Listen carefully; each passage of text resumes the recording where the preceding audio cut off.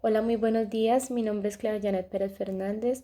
Soy estudiante de la Fundación Universitaria Católica del Norte y estoy en sexto semestre de Contaduría Pública, al igual que mis dos compañeros, Giancarlo Restrepo Tamayo y Verónica Cano Arenas, quienes les hablarán más adelante.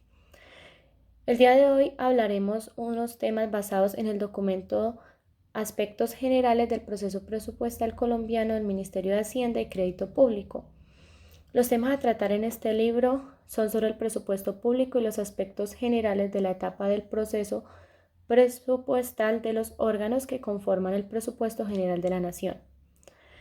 Aunque haciendo una breve introducción del presupuesto en Colombia, se puede ver el mal manejo que se le ha dado a los recursos que posee el país, más que todo en, en el sistema vial del país, como también en la salud.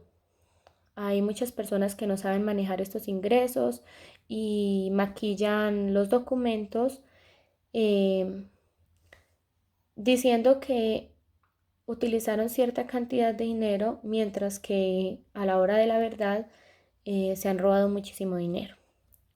Pero bueno, volviendo al tema, para ello les voy a hablar sobre el primer tema, el cual es concepto y definición del presupuesto.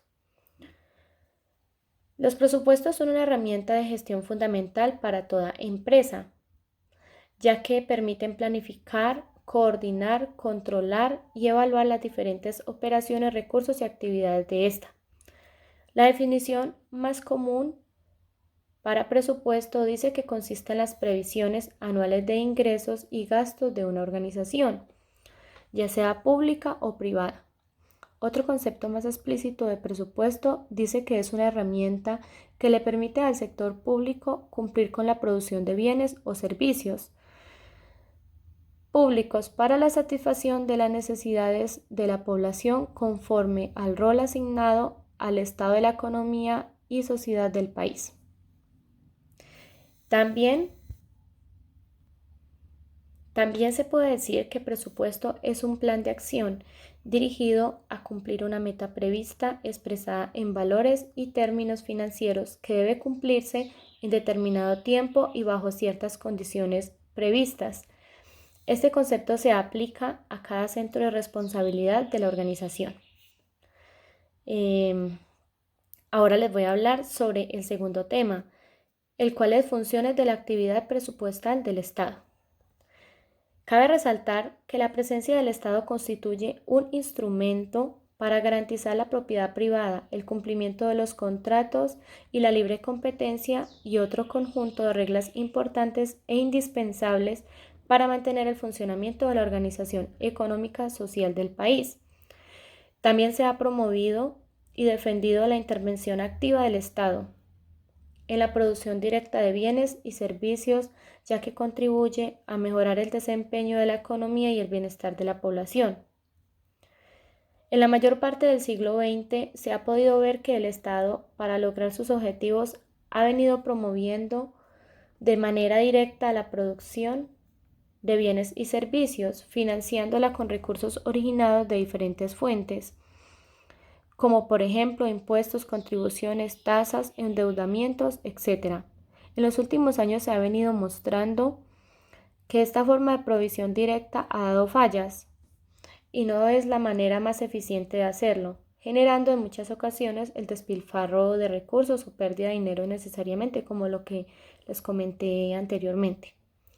Por ende, la intervención del Estado se manifiesta mediante el uso de esquemas de regulación de actividades estratégicas relacionadas con el sistema financiero y los servicios públicos, como también por medio de controles de sobre la actividad privada en la cual el Estado considera conveniente para el buen desarrollo del país.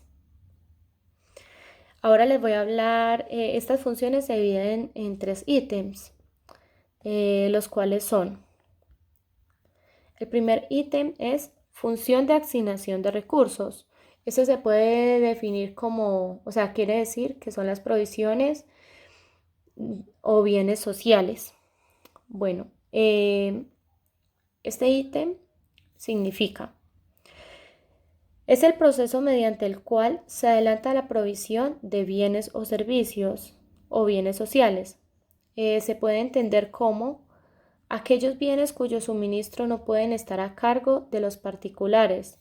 Esto es mediante transacciones entre consumidores y productores individuales, por cuanto no es factible en el caso de tales bienes aplicar el principio de exclusión en el consumo.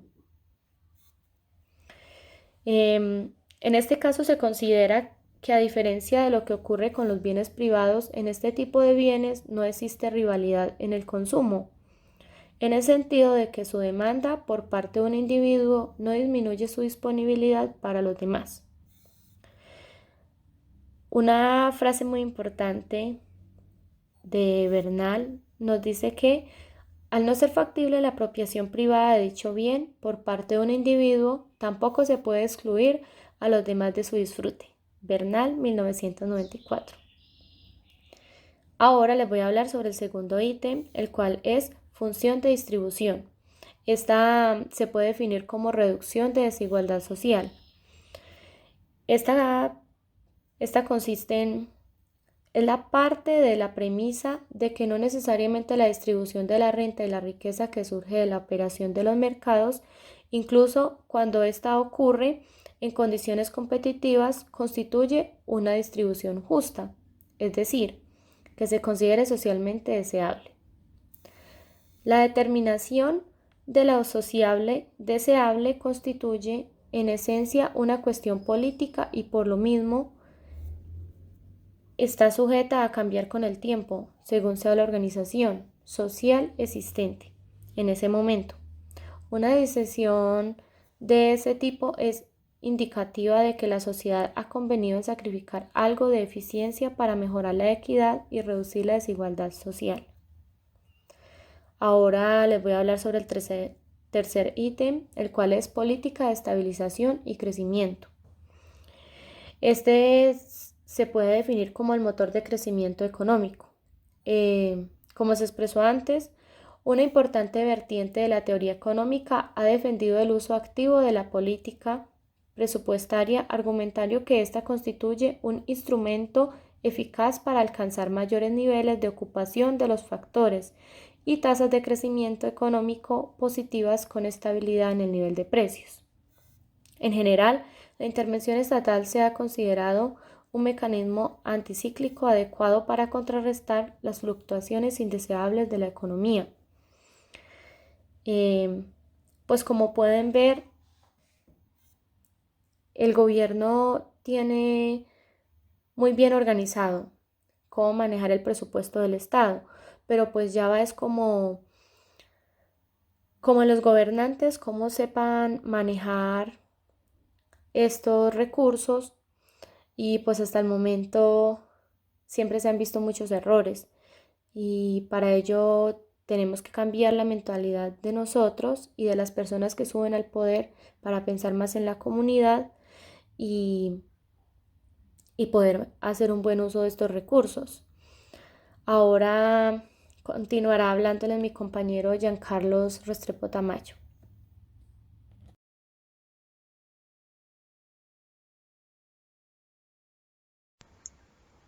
Buenos días. El presupuesto y plan de desarrollo y coherencia macroeconómica en la Constitución de 1991 se refiere con determinamiento a los planes de desarrollo y señala la gran importancia que le conoce a este tema.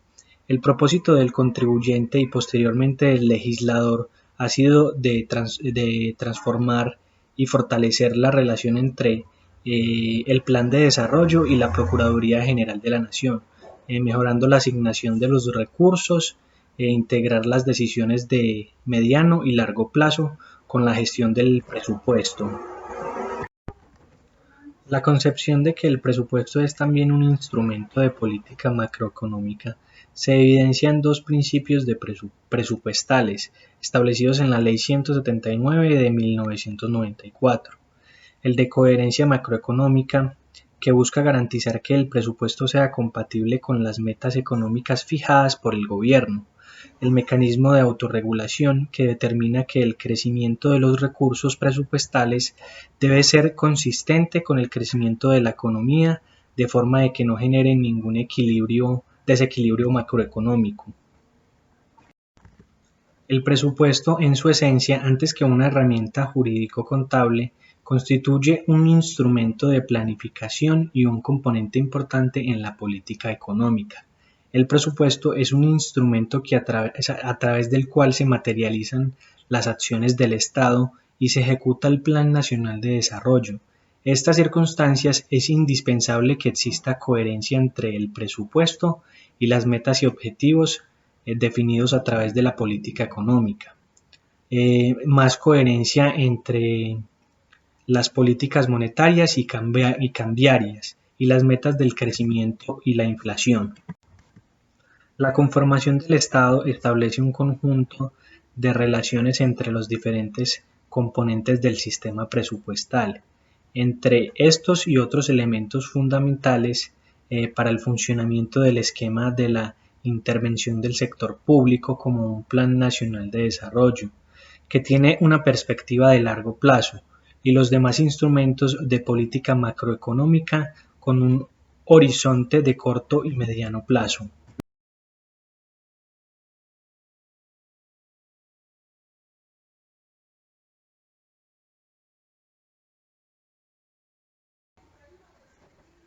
El presupuesto de rentas y recursos de capital. Ese hace referencia a todos aquellos ingresos del Estado que permiten consolidar el presupuesto nacional para una posterior distribución a la sociedad. Esto sería conforme al Programa Nacional de Desarrollo de dichos ingresos. Los ingresos serían ingresos corrientes, contribuciones para fiscales, fondos especiales, recursos de capital, ingresos de establecimientos públicos, sanciones y rentas destinadas específicamente. Para dar más claridad del presupuesto de renta y de los ingresos, entonces, los ingresos corrientes se dividen en dos, que serían tributarios y no tributarios. Los tributarios serían impuestos directos, se refiere a los impuestos de renta. Los impuestos indirectos se refiere al IVA. Y los no tributarios serían las tasas y las multas. En las contribuciones para fiscales tenemos lo que es la seguridad social y las cajas de compensación. En los fondos especiales tendríamos los ingresos definidos en la ley para la prestación de un servicio público o en específico. También están los recursos del balance de tesoro, estarían también los recursos de crédito interno y externo, estaría también el rendimiento de las operaciones financieras, las diferencias en cambio en los desembolsos de otra moneda extranjera, también entrarían en estos recursos de capital las donaciones y el excedente de dinero de los establecimientos públicos. En los ingresos de establecimientos públicos serían las rentas propias de las transferencias y aportes que realiza el gobierno central. Dentro de la clasificación presupuestal es muy importante tener en cuenta el componente de gasto y el concepto de gasto. El componente de gasto son todos los gastos dirigidos al desarrollo de acciones homogéneas de un sector económico o aquellas necesarias para el ejercicio de la función de las entidades, clasificadas por cada tipo de gasto y cuya finalidad es la de crear, ampliar o recuperar la capacidad de producción de bienes a la producción de servicios. Dichos componentes se encuentran relacionados dentro de la clasificación presupuestal. El concepto de gasto correspondería a la mínima unidad económica afectable presupuestalmente por las entidades sobre las actividades propias de cada proyecto de inversión. Es muy importante tener en cuenta cómo se realiza la ejecución presupuestal. La ejecución del presupuesto general de la Nación comienza el 1 de enero de cada año en específico y termina el 31 de diciembre del respectivo año. de acuerdo con el principio de la anualidad. Su reglamentación se encuentra en el decreto 111 del 96. La ejecución presupuestal conlleva 4 etapas a saber. El cuarto sería el programa anual mensualizado de caja, que es la proyección de los flujos de caja para determinar los fondos disponibles y los pagos máximos a realizar de acuerdo con el cumplimiento de las obligaciones que se hayan comprometido. El primero sería la expedición del certificado de disponibilidad presupuestal, que garantiza la existencia de las partidas necesarias para atender el compromiso a realizar. El segundo sería el riesgo presupuestal. Perfecciona el compromiso. El tercero sería la continuación de las reservas presupuestales y de las cuentas por pagar. Establece las cuentas por pagar de los compromisos causados, contratos liquidados o entrega de bienes y servicios no pagados en una vigencia para la siguiente. El control presupuestal. El Estatuto Orgánico del Presupuesto establece 4 tipos de control. El primero es el control fiscal o financiero. El segundo es el control político. El tercero es el control económico y administrativo. Y el cuarto es el control de resultados y de gestión. Adicionalmente, se puede agregar el control interno, que hace parte del control financiero.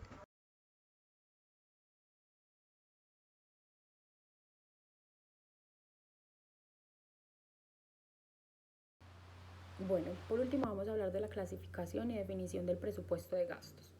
El presupuesto de gastos se compone de los gastos de funcionamiento, los servicios de la deuda pública y los gastos de inversión. Cada uno de estos presupuestos de gastos se representan clasificados en diferentes secciones, las cuales corresponden a la rama legislativa, la rama judicial, la Fiscalía General de la Nación, la Procuraduría General de la Nación, la Defensoría del Pueblo, la Contraloría General de la República y la Registraduría Nacional del Estado Civil.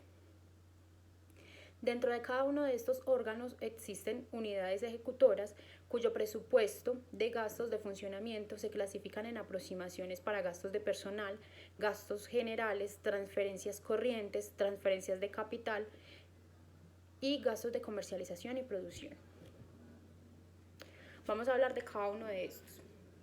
Los gastos de funcionamiento son aquellos que tienen por objeto atender las necesidades de los órganos para cumplir a cabalidad con las funciones asignadas en la Constitución y por la ley. Los gastos de personal corresponden a aquellos gastos que deben hacer el Estado como contrataciones de los servicios que recibe, bien sea por una relación laboral o a través de contratos. Estos se definen en varios subgastos, por decirlo así de cierta manera. Los servicios de personal asociados a la nómina, que comprenden la numeración por concepto de sueldos y demás factores salariales legalmente establecidos. Los sueldos de personal de nómina, que son los pagos de remuneraciones a los servicios públicos, que incluyen las jornadas ordinarias, las jornadas nocturnas, las jornadas mixtas, el trabajo ordinario en días dominicales y los festivos. Las horas extras y los días festivos e indemnizaciones por vacaciones. Son aquellos que se definen de la siguiente manera. Las horas extras y los días festivos corresponden a las remuneraciones de los trabajos realizados en horas adicionales a las jornadas ordinarias. Las indemnizaciones por vacaciones hacen referencia a la compensación en dinero por vacaciones causadas y no disfrutadas que se paga al personal. La prima técnica es un reconocimiento económico a algunos servidores públicos que se paga de acuerdo al cargo que desempeñan. Y los otros gastos por servicios personales son aquellos gastos por servicio personal asociado a la nómina que se encuentran bajo las nominaciones anteriores.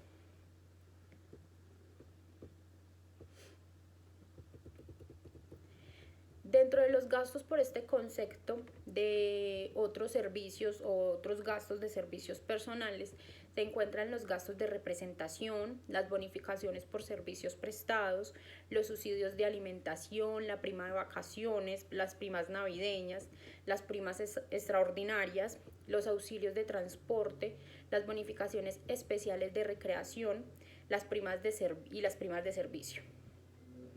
Ahora, existen otros tipos de servicios o otros tipos de gastos. En este caso, hablaremos de los servicios personales indirectos. Son gastos destinados a atender las contrataciones de personas jurídicas y personas naturales para que presten servicios calificados o profesionales. Dentro de estos servicios vamos a encontrar los jornales, el personal supernumerario, las remuneraciones de servicios técnicos, las horas cátedras que se pagarán por este rubro a los profesores de cátedra o profesionales o en ocasiones que laboren en instituciones educativas.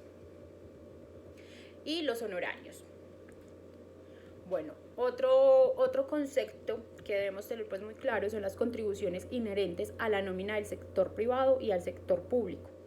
Estas corresponden a las contribuciones legales que debe hacer el órgano como empleador y que tiene como base la nómina del personal de planta. Los gastos generales, que ya les había ampliado al inicio, que hacían parte de estos gastos de la clasificación, son los gastos relacionados con la adquisición de bienes y servicios necesarios para que los órganos cumplan con las funciones asignadas por la Constitución Política y por la ley. Entre ellos tenemos las adquisiciones de bienes y servicios, los materiales y suministros, las compras de equipo, los gastos imprevistos, las capacitaciones de bienestar social y los estímulos, los mantenimientos, los servicios públicos, los gastos generales por adquisición de bienes, los sostenimientos de embajadas y consulados, los sostenimientos de solvencia, y los viáticos y gastos de viajes, y también los arrendamientos que hacen pues como parte de este rubro.